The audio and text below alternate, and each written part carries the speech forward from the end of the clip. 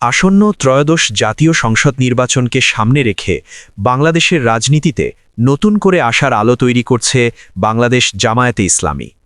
দীর্ঘদিন পর দলটির সুসংগঠিত প্রস্তুতি, মাঠ পর্যায়ের সক্রিয়তা এবং স্পষ্ট রাজনৈতিক অবস্থান সাধারণ মানুষের দৃষ্টি কেড়েছে। ইনসাফ ও ন্যায়নীতিকে রাজনীতির মূল ভিত্তি করে জামায়াতে ইসলামী কথা বলছে সুশাসন, দুর্নীতিমুক্ত রাষ্ট্র এবং মানুষের অধিকার প্রতিষ্ঠার। বর্তমান দেশের অর্থনৈতিক চাপ, রাজনৈতিক অনিশ্চয়তা ও সামাজিক সংকটের প্রেক্ষাপটে মানুষ খুঁজছে একটি বিশ্বাসযোগ্য ও নীতিনির্ভর নেতৃত্ব।